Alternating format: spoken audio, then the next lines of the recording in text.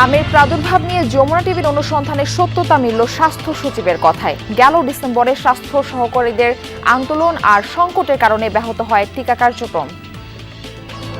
একদিন হয়তো এসছেন, সেদিন কর্মবিরতি ছিল, পরে ওই মায়েরা আর আসেননি। এই ধরনের কারণে কিছু জায়গায় গ্যাপ তৈরি হয়েছে। পাম্পে পাম্পে ঘুরে নাজেহাল মানুষ, লাইনেই কেটে যাচ্ছে ঘন্টার পর ঘন্টা। মেলান্দা থেকে জামালপুর আসছি, সর্বোচ্চ জিনিস ব্রিজ পর্যন্ত যাইতে পারবো, এরপরে তেল শেষ হবো। এই লাইন দীর্ঘ লাইনে সারিভাবে থাকার পরেও তেল পাচ্ছি না।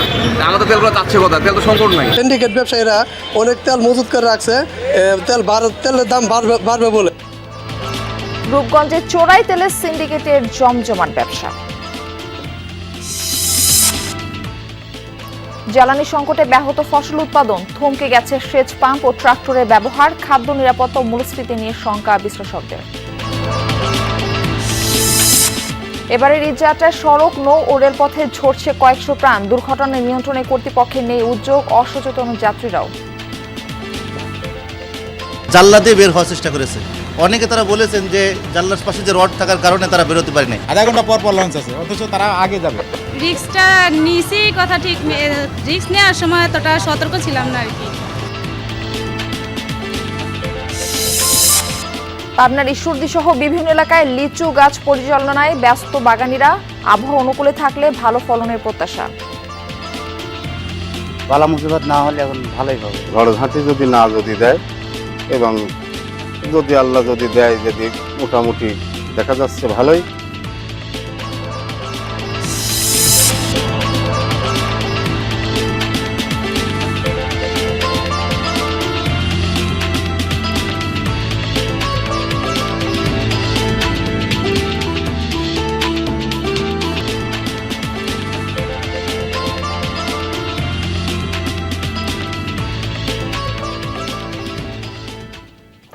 আমন্ত্রণ, বিরতিহীন সংবাদ সারা দেশে। আপনাদের সঙ্গে থাকছে আমি মারফি রহমান। এতক্ষণ শিরোনাম দেখছিলেন, এবার বিস্তারিত। স্বাস্থ্য সহকারীদের 6 দফার আন্দোলন আর সংকটের কারণে গত ডিসেম্বরে টিকা কার্যক্রম ব্যাহত হওয়ার কথা জানিয়েছেন স্বাস্থ্য মন্ত্রণালয়ের সচিব কামরুজ্জামান চৌধুরী। দেশে হঠাৎ হামের প্রাদুর্ভাবের বিষয়ে গতকাল যমুনা নিউজের অনুসন্ধানে প্রথমবারের মতো উঠে আসে সেই তথ্য। আর আজ রাজশাহীতে স্বাস্থ্য সুরক্ষা বিভাগের সচিবের কথায় মিলল সেই অনুসন্ধানের সত্যতা।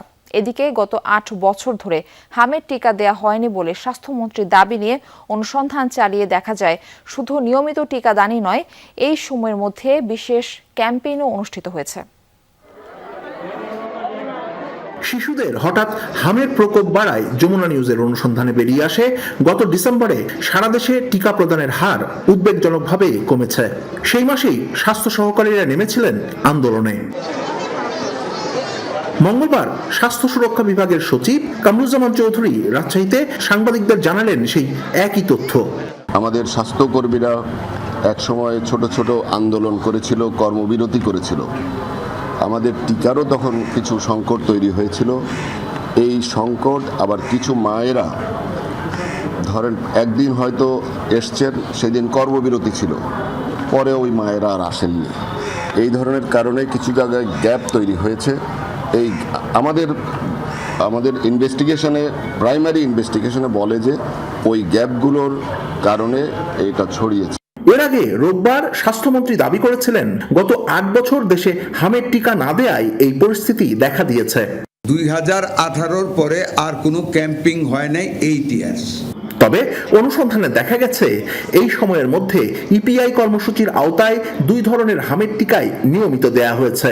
এর বাইরে আলাদা করে চলেছে হাম রুবেলা ক্যাম্পেইনও। বিভিন্ন জায়গায়, বিভিন্ন স্কুলে, মাদ্রাসায় ক্যাম্পেইন করা হয়। তখন আমি ওখানে যে স্বাস্থ্য ক্লিনিক আছে আমাদের মাতোয়াইলে, ওইখানে গিয়ে যে তোমার জমজ বেবি, আমি ওই করোনাকালীন সময় ওদেরকে ওইখানে যে টিকাটা দিয়ে আসছি। টিকাটা দেওয়া হয়েছে 12/12/23-এ, তারপরের টিকাটাও দেওয়া হয়েছে 15/3/24-এ। কেউ যদি আপনার ওই মুহূর্তে যাইতে না পারে, তখন দেখা যাচ্ছে আরেকটা সুবিধা আছে আমাদের এখানে, আরবান আছে যেহেতু, আরবান থেকে তখন দেখা যাচ্ছে ওই টিকাটা দেওয়া সুবিধা পাওয়া যায়। যদিও স্বাস্থ্যের সচিব বলছেন করোনা মহামারীর সময়ে টিকাদানে কিছুটা স্থবিরতা তৈরি হয়েছিল। রাজশাহীতে এসে তিনি হামের প্রাদুর্ভাব ও শিশু মৃত্যুর ঘটনায় দুঃখ প্রকাশ করে বলেন, পরিস্থিতি উন্নয়নে সব ব্যবস্থা নেওয়া হয়েছে, এতে দ্রুতই দেশে পৌঁছাবে হামসহ 10 ধরনের টিকা। শর্টেজ আছে ডাক্তার এবং আমরা নার্স এবং অন্যান্য ইয়েতে আমরা এখান থেকে গিয়ে আমরা অর্ডার করে দিব। আমরা অন্যান্য ডাক্তারদেরকে এই আপৎকালীন সময় আমরা অ্যাটাচ করব। পরবর্তীতে প্রয়োজনে আমরা আরও ডাক্তার নিয়োজিত করব, যাতে আমাদের এই চিকিৎসা সেবায় যেন কোনো ধরনের বিঘ্ন না ঘটে। রাজশাহী মেডিকেল কলেজ হাসপাতাল পরিদর্শন করে সচিব জানান, বিশ্ব স্বাস্থ্য সংস্থার একটি প্রতিবেদন সরকারের হাতে এসেছে। পরিস্থিতির গুরুত্ব বিবেচনা করে আইসোলেশন ব্যবস্থা শক্তিশালী করার উদ্যোগ নেওয়া হয়েছে। আমরা একটা স্ট্র্যাটেজি নিচ্ছি যে রিং করে ওই এলাকাগুলোতে আমরা হার্ড ইমিউনিটি তৈরি করার জন্য ভ্যাকসিনের কার্যক্রম সহসাই শুরু করবে। এটা আপনারা জানেন, সরকার আমাদের এই স্বাস্থ্য ব্যবস্থায় এবং বাচ্চাদের হাম থেকে শুরু করে এই সংক্রামক সকল ব্যাধির ব্যাপারে টিকা কর্মসূচির ব্যাপারে সচেতন। রাজশাহী মেডিকেল কলেজ হাসপাতালকে 7টি ভেন্টিলেটর দেন সচিব। এছাড়া 3 মাসের মধ্যে রাজশাহী শিশু হাসপাতাল চালুরও আশ্বাস দেন তিনি। শিবলী নোমান, যমুনা নিউজ, রাজশাহী। গোপালগঞ্জের মুকসুদপুর উপজেলায় হামের উপসর্গ নিয়ে 10 মাস বয়সী শিশু তুবা ইসলাম তোহা মারা গেছে। এই ঘটনা এলাকায় ভীতি ও আতঙ্ক ছড়িয়েছে। মরণব্যাধি হাম আবার ফিরে আসতে পারে এমন শঙ্কা স্থানীয়দের। বিষয়টি নিয়ে সতর্ক হয়ে কেস স্টাডি প্রস্তুত করছে জেলা স্বাস্থ্য বিভাগ। গোপালগঞ্জের মুকসুদপুর উপজেলার ট্যাংরাখোলা ইউনিয়নের হোগলাডাঙ্গা গ্রামের বাসিন্দা তুহিন শেখের তৃতীয় সন্তান 10 মাস বয়সী তুবা ইসলাম তোহা। 19 মার্চ জ্বর ও শ্বাসকষ্টের কারণে তাকে ভর্তি করা হয় উপজেলা স্বাস্থ্য কমপ্লেক্সে। অবস্থার অবনতি হলে প্রথমে ফরিদপুর মেডিকেল কলেজ এবং পরে ঢাকায় স্থানান্তর করা হয় তোবাকে। গেল শুক্রবার চিকিৎসাধীন অবস্থায় তার মৃত্যু হয়। আমার জানা মতে আশেপাশে এখন তারিখ কেউ হয় নাই, কিন্তু আমার বাচ্চারই দেখা দিছিল, আমার বাচ্চারই হয়েছিল। ফরিদপুর যেমন একটা রুগী আসলে পরে অক্সিজেন সহজে খুলতেছে না, কিন্তু এই জায়গায় অক্সিজেন খুলে কয় যাও যাও তাড়াতাড়ি। আনে দেখি আমি দৌড়ে আইছি, আসাবার দেখি ও গেটের সামনে এসে কাঁদতেছে যে আমার তাড়াতাড়ি আনে, আমার মেয়ের উঠে গেছে, কিন্তু কোনো অক্সিজেন নাই। চিকিৎসকরা জানায় শিশুকে হামের টিকা দেয়া হয়নি। জ্বর শ্বাসকষ্টের জন্য তাকে হাসপাতালে ভর্তি করা হয়। হাম নিয়ে আতঙ্কিত না হয়ে সচেতন হওয়ার পরামর্শ চিকিৎসকদের। বাচ্চার মা আমার কাছে গেছেন, আমাকে বলছেন কি কাকি আমার বাচ্চাটা অসুস্থ, ওকে কি টিকা দিবেন? আমি বলছি কেমন অসুস্থ? বলছি অনেক ঠান্ডা, অনেক জ্বর, আমি তো দিতে চাই না। আমি বলছি না কাকি, আপনি আগে আপনার বাচ্চা সুস্থ করেন, আমি আগামী মাসের 25 তারিখে আসবো, তখন আপনার বাচ্চাকে আমি হামের টিকা দেবো। 20 তারিখে যেহেতু তার র্যাশ ছিল না, তখন মিজেলস সন্দেহ করার সুযোগ ছিল না। আর 26 তারিখে র্যাশ ছিল, কিন্তু রোগীর অবস্থা তখন এতটাই সংকটজনক ছিল যে সেটা স্যাম্পল কালেকশন করার সুযোগ ছিল না। দ্রুত বরং তাকে ফরিদপুর রেফার করে দেওয়া হয়। জ্বর শ্বাসকষ্ট সহ হামের উপসর্গ দেখা দিলে দেরি না করে রোগীদের দ্রুত হাসপাতালে নেওয়ার পরামর্শ চিকিৎসকদের। শামস তাবরিজ উচ্ছ্বাস, যমুনা নিউজ। জ্বালানি তেল নিয়ে গ্রাহক ভোগান্তি কমছেই না। রেশনিং পদ্ধতিতে তেল বিক্রি হচ্ছে ফিলিং স্টেশনগুলোতে। সংকটের কারণে রংপুর বিভাগের অর্ধেকেরও বেশি পাম্প এখনো বন্ধ রয়েছে। তেল পাওয়া সাপেক্ষে খুঁজছে ফিলিং স্টেশনগুলো। তাও চাহিদা মতো তেল নিতে পারছেন না গ্রাহকরা। পেট্রোল ও অকটেনের সংকটই বেশি। চট্টগ্রাম, রাজশাহী, খুলনা, বরিশাল ও ময়মনসিংহ বিভাগের বিভিন্ন জেলাতেও ভোগান্তিতে গ্রাহকরা। পাম্পগুলোতে সকাল থেকে ভিড় জমান ক্রেতারা। বিশেষ করে বাইকারদের সিরিয়ালই বেশি। দীর্ঘ সময় অপেক্ষা ও চাহিদা মতো তেল না পেয়ে ক্ষোভ জানান গ্রাহকরা। অনেক পাম্প বন্ধ রাখতেও দেখা গেছে ক্রেতাদের অভিযোগ, মজুতদাররা কৃত্রিম সংকট তৈরির চেষ্টা করছে। পাম্প সংশ্লিষ্টরা বলছেন সরবরাহ পেলেই তেল বিক্রি শুরু হবে। পাম্পগুলোতে দুপুরবার গেলাম, বললো যে তেল নেই। এখানে আসলাম, বললো যে আগামীকালকে বিকেলে হয়তো বা পাইতে পারি আর কি। মেলান্দা থেকে জামালপুর আসছি, সর্বোচ্চ জিনিস ব্রিজ পর্যন্ত যাইতে পারবো। এরপরই তেল শেষ হবো, গাড়ি ধাক্কাই নিয়ে আনা লাগবো।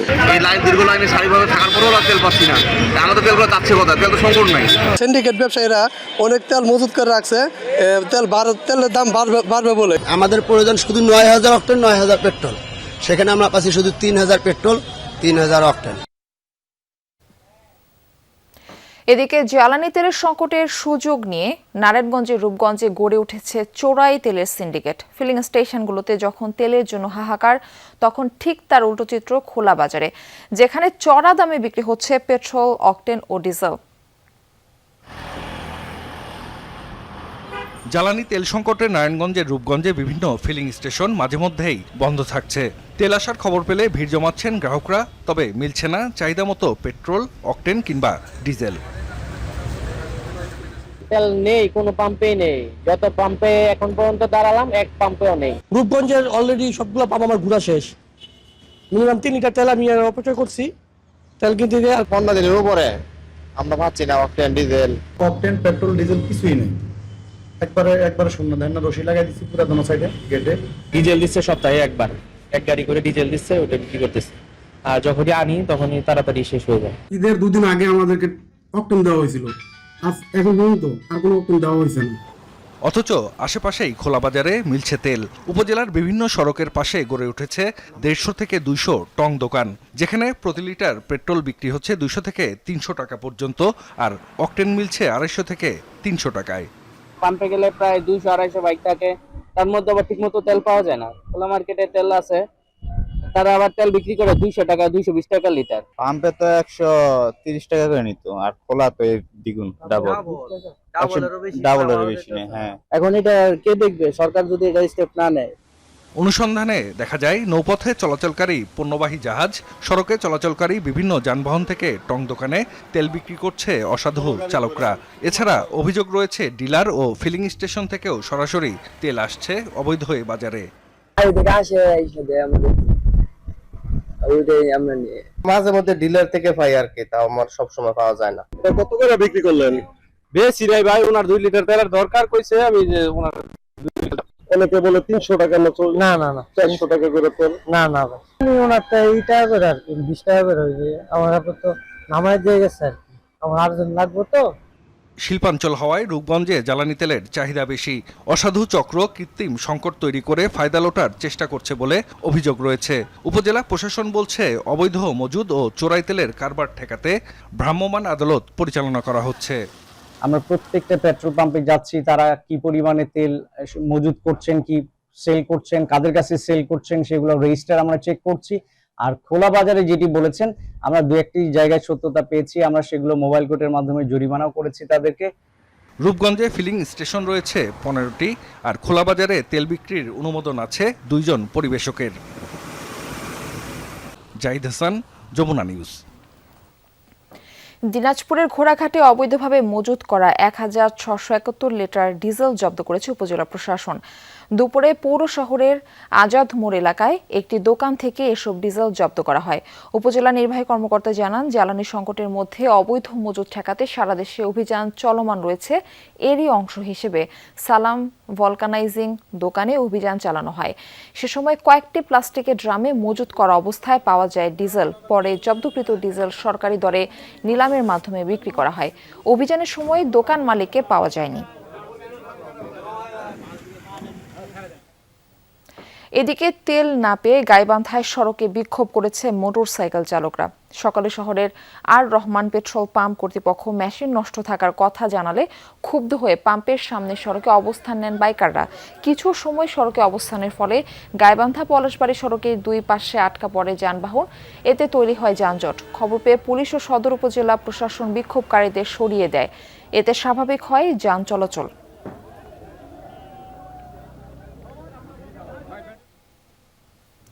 চুয়াডাঙ্গায় ফুয়েল কার্ড বিতরণের সময় 2 দিন বাড়ানো হয়েছে। আগামী 3 এপ্রিল থেকে কার্ড দেখিয়ে জ্বালানি নিতে হবে। আজ দ্বিতীয় দিনের মতো ফুয়েল কার্ড বিতরণ করে প্রশাসন। সকাল 9টা থেকে জেলার 4টি উপজেলা পরিষদে কার্ড বিতরণ করা হয়। ভোর থেকে প্রয়োজনীয় কাগজপত্র জমা দিয়ে কার্ড সংগ্রহে স্ব উপজেলা পরিষদে গিয়ে লাইনে দাঁড়ায় অনেকে। কার্ড সংগ্রহ করতে সংশ্লিষ্ট যানবাহনের রেজিস্ট্রেশন নম্বর, চালকের ড্রাইভিং লাইসেন্সের নম্বর এবং জাতীয় পরিচয়পত্রের ফটোকপি জমা দিতে হয়। তেলের সরবরাহ ও বিপণন স্বাভাবিক রাখতে এই উদ্যোগ নেওয়া হয়েছে, তবে কৃষকদের জন্য এই নিয়ম শিথিল রাখা হয়েছে। কৃষিকাজে ব্যবহৃত ডিজেল আগের মতোই 24 ঘন্টা বিক্রি করা হবে বলে জানিয়েছেন জেলা প্রশাসক। খরচ বাঁচে 65% পর্যন্ত। ওয়ালটন বিএলডিসি ফ্যান ছড়ায় স্বস্তির সবুজ হাওয়া। তীব্র হচ্ছে জ্বালানি তেলের সংকট। ডিজেল সংকটে ব্যাহত হচ্ছে কৃষি উৎপাদন, বেড়েছে কৃষি উৎপাদন ব্যয়ও। কৃষকের জন্য আলাদাভাবে দেয়া হচ্ছে না জ্বালানি নিশ্চয়তা। সেচ পাম্পের মাধ্যমে পানি উত্তোলনও থমকে গেছে। ট্রাক্টর দিয়ে জমি চাষেও বেড়েছে ব্যয়। বিশ্লেষকরা বলছেন, কৃষি উৎপাদন অব্যাহত রাখতে জ্বালানি তেলের নিশ্চয়তা দরকার। তা না হলে ব্যাহত হবে খাদ্য নিরাপত্তা, বাড়তে পারে মূল্যস্ফীতি। আলমাস তপুর ছবিতে রিমন রহমানের রিপোর্ট। ফসল উৎপাদনের জন্য জমি প্রস্তুত করছে কৃষক। ক্ষেত তৈরি, বীজ বপন ও সার ছিটানোর কাজে ব্যবহার হয় ট্রাক্টর। আধুনিক কৃষির দ্রুত, দক্ষ ও সাশ্রয়ী পদ্ধতি ব্যবহার করে কম সময়ে গভীর চাষ ও মাটি ঝুরঝুরে করা সম্ভব। কিন্তু এই যন্ত্র সচল রাখতে প্রয়োজন ডিজেল। জ্বালানি সংকটের কারণে থমকে গেছে ট্রাক্টরের ব্যবহার। একদিকে ডিজেল স্বল্পতা, অন্যদিকে পাওয়া গেলেও নেওয়া হচ্ছে বেশি দাম। জ্বালানি সংকটের আগে এই ট্রাক্টর ব্যবহারে কৃষককে ঘণ্টাপ্রতি যেখানে গুনতে হতো 200 থেকে 250 টাকা, এখন তা নেওয়া হচ্ছে 400 থেকে 500 টাকা পর্যন্ত। পাম্পে কয় কি যে তেল সংকট নাই, দিমু করতে যাই 5টা কয় 1টা 2টা নিয়ে যাও। ওই জায়গায় মনে করেন কৃষকের দ্বারা দেখা যাচ্ছে আলটা আগে পাইছি 400 টাকা, এখন নিতেছে 550 500 টাকা। পানি যদি কিনে আমি 4-5 দিন যদি না দিই তে ধান অন্যরকম হয়ে যাব। ধান অর্ধেক হইব। এখন আল্লাহ বাঁচাইতেছে, ধরেন বৃষ্টি নামতেছে বিদায় আল্লাহ তাকে বাঁচাইতেছে। কৃষিতে পানি দিতে এখন ব্যবহার হয় সেচ যন্ত্র, কিন্তু ডিজেলের অভাবে জমিতে সেচ দেবার প্রবণতাও কমেছে। অনেক স্থানে বন্ধ করে রাখা হয়েছে পানির পাম্প। বৃষ্টির কারণে এখন কিছুটা স্বস্তি মিললেও জ্বালানির দুষ্প্রাপ্যতায় কৃষকের কপালে এখন দুশ্চিন্তার ভাঁজ। বাংলাদেশের সেচ ব্যবস্থায় প্রায় পুরোটাই ডিজেল চালিত এই পাম্পের উপর নির্ভরশীল। মধ্যপ্রাচ্যের যুদ্ধকে কেন্দ্র করে বিশ্ববাজারে হু হু করে বাড়ছে এই জ্বালানির দাম। ফলে বাংলাদেশের যে কৃষি উৎপাদন তার মূল্য বৃদ্ধিরও একটি শঙ্কা তৈরি হয়েছে। পেট্রোল পাম্প থেকে ডিজেল পাচ্ছে না কৃষক। রাজধানীর পাশেই হেমায়েতপুরের এই পাম্প কর্তৃপক্ষ স্পষ্টভাবে জানিয়ে দিয়েছে, কৃষি উৎপাদন চালিয়ে নিতে জ্বালানি তেল সরবরাহে তাদের কোনো উদ্যোগ নেই। পরিবহন চলাচলেই দেয়া হচ্ছে বেশি গুরুত্ব। এখন আমাদের তো শুধু বলা হয়েছে যে গাড়ি চলার জন্য তেল দিবে আমাদের। আমরা নিরুপায়, এখন গাড়ি চলার জন্য আমরা যথেষ্ট দিতেছি। কৃষকদের এখন যদি আমাদের অর্ডার দেয় তাহলে আমরা দিব, কোনো অসুবিধা নেই। অর্থাৎ জ্বালানি তেল সংকটের কারণে কৃষিতে নানামুখী নেতিবাচক প্রতিক্রিয়ার সৃষ্টি হয়েছে। যুদ্ধের কারণে দেশে সার উৎপাদন কমিয়ে দেওয়া হয়েছে, বেড়েছে সার ও কীটনাশকের দামও। বিশ্ববাজারে গেল ফেব্রুয়ারিতে সারের দামের সূচক বেড়েছে 6.5%। আমরা যে সেচ দেই সেই সেচের প্রায় 30% হলো বিদ্যুৎ চালিত, আর প্রায় 70% হলো ডিজেল চালিত। তো ডিজেল তো কৃষকরা ঠিকভাবে সরবরাহ পাচ্ছে না, ফলে একদিকে উৎপাদন কম হবে, দ্বিতীয়ত কস্ট অফ প্রোডাকশন, প্রতি ইউনিট উৎপাদন খরচ বেড়ে যাবে। কৃষি উৎপাদন ব্যাহত হলে বাড়তে পারে মূল্যস্ফীতি, এতে সাধারণ মানুষের উপর আরও বাড়বে ব্যয়ের চাপ। গত 4 বছর ধরে টানা আমাদের খাদ্য মূল্যস্ফীতি অনেক উঁচুতে। পার্শ্ববর্তী দেশগুলোর চেয়ে বাংলাদেশে খাদ্য মূল্যস্ফীতি অনেক বেশি। এখন যদি উৎপাদন, বিশেষ করে বড় উৎপাদন যদি বিঘ্নিত হয়, তাহলে কোনো ক্রমেই খাদ্য মূল্যস্ফীতিকে টেনে নিচে নামানো যাবে না। কৃষির সার্বিক উৎপাদন টিকিয়ে রাখতে প্রয়োজনীয় জ্বালানির নিশ্চয়তা দিতে সরকারের নজরদারি বৃদ্ধির বিকল্প নেই। রিমন রহমান, যমুনা নিউজ, ঢাকা। মাত্র কয়েকদিনের ব্যবধানে ঝরে গেছে কয়েকশো প্রাণ। সড়ক, রেলপথ আর নৌপথ দুর্ঘটনায় থেমে গেছে বহু যাত্রা। তবে এই ঘটনাগুলো কি শুধুই অনাকাঙ্ক্ষিত পরিণতি, নাকি ধীরে ধীরে জমে ওঠা অগোছালো বাস্তবতার বিস্ফোরণ? প্রশ্ন থেকেই যায়, মৃত্যুগুলো কি সত্যি অনিবার্য ছিল? কোনোভাবেই কি রোধ করা সম্ভব না এই রকমের দুর্ঘটনা? নাহিদ হোসেনের তোলা ছবিতে আরও জানাচ্ছেন সহকর্মী তাজনুর ইসলাম। এবার ভয়াবহ ঈদযাত্রার সাক্ষী হয়েছে দেশ। কয়েকদিনের ব্যবধানে সড়ক, নৌপথ আর রেল দুর্ঘটনায় ঝরেছে শত শত প্রাণ। একটা প্রশ্ন সামনে নিয়ে আমরা আরও ভেতরে ঢুকতে চাই। মৃত্যুর এসব ঘটনা কেবলই দুর্ঘটনা, নাকি একই চিত্রের পুনরাবৃত্তি?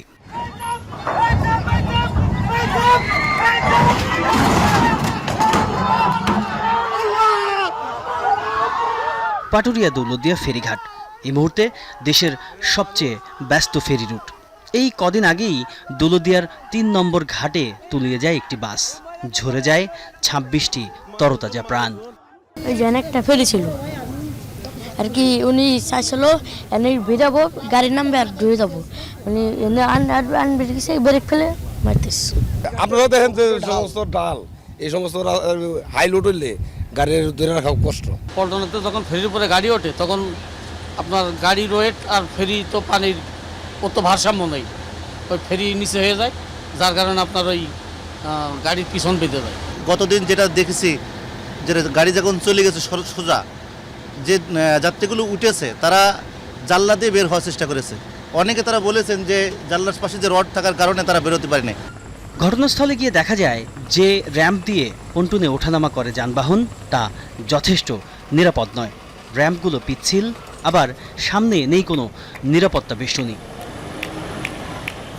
এখন দুর্ঘটনা করছে, এখন সবাই আসতেছে, এমপি মহোদয় আসতেছে, চেয়ারম্যান আসতেছে, টিওনো সব আসতেছে, পুলিশের প্রশাসন আসতেছে, বিআইডব্লিউ লোক আসতেছে, কীভাবে কী করলে এখন তাদের হুঁশ হয়েছে।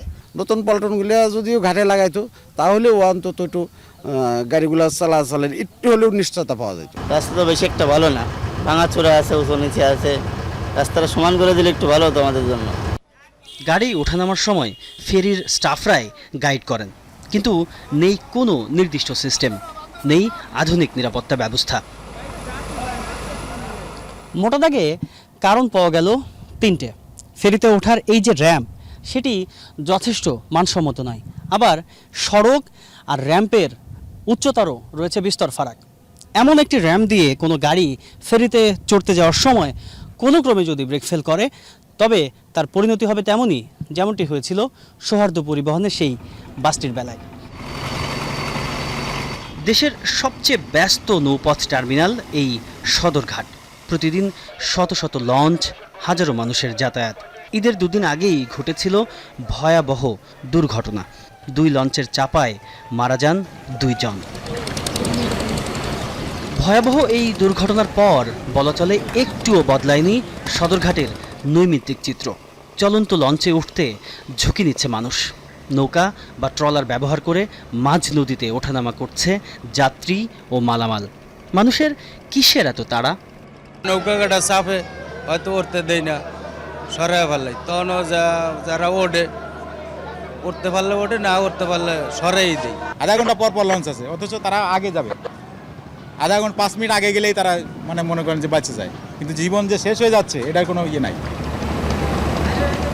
এভাবে ঝুঁকি নিয়ে মালামাল তোলার ঘটনা সদরঘাটের একেবারে নৈমিত্তিক ব্যাপার, অথচ লঞ্চ যে কোনো সময় ছেড়ে দিতে পারে আর ঘটতে পারে বড় রকমের দুর্ঘটনা। পুরো ব্যবস্থাটি এমনভাবে সাজানো যেন অনিয়মই এখানে নিয়ম। পরিস্থিতি যখন এমন, সেখানে দুর্ঘটনা কি সত্যিই অপ্রত্যাশিত? নিয়ম আর অভ্যাসের ব্যবধানেই তৈরি হয় ঝুঁকি। কুমিল্লার পদুয়ার বাজার বিশ্ব রোড। ঈদের পরদিন রাতের দুর্ঘটনায় কেঁপে উঠেছিল গোটা দেশ। ট্রেনের সঙ্গে সংঘর্ষে প্রাণ হারান বাসের 12 জন যাত্রী, গুরুতর আহত হন অন্তত 15 জন। দুর্ঘটনার 1 সপ্তাহ পর ঘটনাস্থলে গিয়ে দেখা যায় দায়িত্বে এসেছে রেলের নতুন 2 জন গেটম্যান। যমুনা টিভির ক্যামেরার সামনে দায়িত্ব পালনে বেশ তৎপর দেখা গেল তাদের। যদিও তদন্ত রিপোর্টে উঠে এসেছে এই গেটম্যানদের কয়েক স্তরের গাফিলতির তথ্য। ভয়াবহ এই দুর্ঘটনায় বাস চালকের ভুলকেও খাটো করে দেখার সুযোগ নেই। এটা তো দেখছেন, তো দেখার পরও এত জোরে হর্ন বাজায় কেন আসেন? হর্ন বাজায় এলাম, ওই যে পিকআপটা দেখছেন নামলে, পিকআপটা দেখছেন নি? পিকআপটারে হর্ন দিছে। আমি তো এখানে দাঁড়াবো, ওই আমি মনে করছি এত ফালাইছি, তো আমি তো যাবে চেষ্টা করি না, আমি এখানে দাঁড়াই গেছি। আমি তো দেখি নাই ফার্স্টে, এখানে পিছনে যে এখানে দাঁড়াই আছে, অন্য জ্যাম ভাবছিলাম, আমি চলে যেতে পারবো ভাবছিলাম। 2 সাইডে আমাদের গেট করার পরও তারা রং সাইড দিয়ে ঢুকে দিয়ে আমাদের সাথে তর্ক করে। হ্যাঁ, এত বড় একটা অ্যাক্সিডেন্ট হয়েছে, এরপরে তারা সতর্ক হয় না, তো এটা দায়ভার কার? প্রতিটি রেলগেটে প্রবেশের আগেই এরকম একটি সাইনবোর্ড চোখে পড়বে, যেখানে লেখা দেখুন, শুনুন, চলুন। অর্থাৎ চলার আগে দেখার কথা বলা হচ্ছে, শোনার কথা বলা হচ্ছে। কিন্তু এই পদুয়ার বাজার বিশ্ব রোডের যে রেলগেট, সেখানে দেখার জন্য যে সিগন্যাল লাইট, সেটি বন্ধ অন্তত 6 মাস ধরে। আবার শোনার যে সাইরেন্ট, সেটিও বাজে না 1.5 বছর ধরে। পুরোপুরি ম্যানুয়ালি চলছে এই রেলগেটের কার্যক্রম।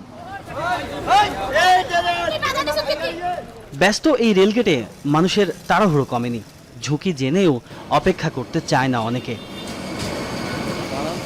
ট্রেন আসতেছে যে এজন্য আমি ওদেরকে বারণ করছি আর কি যে এখন আইসো না পরে আইসো, তো ওনারাও একটু ঘাবড়ে গেছে, ভাবছে তাতে ট্রেন চলে আসতেছে, তো এই জন্য ওরা ওইদিকে দৌড় দিছে, এই জন্য আমার বাতিজারা পড়ে গেছে। রিস্কটা নিছি কথা ঠিক, রিস্ক নেওয়ার সময় এতটা সতর্ক ছিলাম না আর কি, মানে অসতর্কতা বশত এই কাজটা করে ফেলছি। তিনটি আলাদা জায়গা, তিনটি আলাদা ঘটনা, কিন্তু প্রতিটিতেই মিলছে একই চিত্র। ঝুঁকির বিষয়গুলো সবাই জানে, মানে না। প্রশ্নটা প্রাসঙ্গিক, ঈদের আগে পরের এই মৃত্যুগুলো কি নিছকই দুর্ঘটনা, নাকি সিস্টেম এগুলোকে অনিবার্য করে তুলছে? প্রতিটি দুর্ঘটনার পর আসে শোক, আসে প্রতিশ্রুতি, বদল হয় না কোনো কিছুরই। তাজনুর ইসলাম, যমুনা নিউজ, ঢাকা। খুলনা নগরের শিববাড়ি মোড়ে আদ্দিন হাসপাতালের একটি অ্যাম্বুলেন্সে অগ্নিকাণ্ডের ঘটনা ঘটেছে। এতে গাড়িটি সম্পূর্ণ পুড়ে গেছে। বেলা 1টার দিকে এই ঘটনা ঘটে। চালক মোল্লা সোহাগ জানান, শিববাড়ি মোড়ে পৌঁছালে প্রথমে গাড়ির ভেতর থেকে অস্বাভাবিক গন্ধ পান তিনি। কিছুক্ষণের মধ্যে গাড়ির স্টার্ট বন্ধ হয়ে যায়। এরপর দেখতে পান গাড়িতে আগুন দ্রুত ছড়িয়ে পড়েছে। গাড়ি থেকে নেমে নিজেকে রক্ষা করেন তিনি। খবর পেয়ে ঘটনাস্থলে পৌঁছায় ফায়ার সার্ভিসের একটি ইউনিট। অল্প সময়ের মধ্যে আগুন নিয়ন্ত্রণে আনে তারা, তবে আগুন লাগার কারণ জানা যায়নি।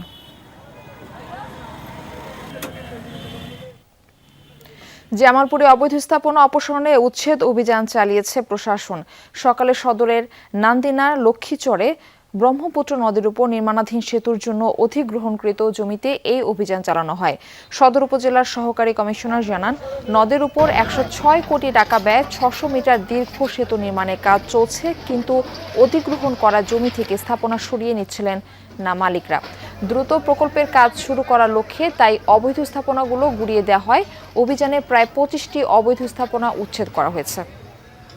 লিচুর রাজধানী হিসেবে খ্যাত পাবনা, ঈশ্বরদী সহ বিভিন্ন এলাকায় মুকুল আর গুটিতে ভরে গেছে বাগান। পরিচর্যায় ব্যস্ত বাগানীরা গাছে পানি সেচ, কীটনাশক স্প্রে করছেন নিয়মিত। চাষি ও কৃষি কর্মকর্তাদের প্রত্যাশা, আবহাওয়া অনুকূলে থাকলে বাম্পার ফলন হবে। পাবনার ঈশ্বরদী, বাতাসে লিচু মুকুলের মিষ্টি সুবাস। বাগানের গাছগুলোয় থোকায় থোকায় ঝুলছে মুকুল ও গুটি, সোনালি রং দুলছে হাওয়ায়। মুকুলে নুয়ে পড়া গাছগুলো যেন দিচ্ছে আগামীর প্রাচুর্যের বার্তা।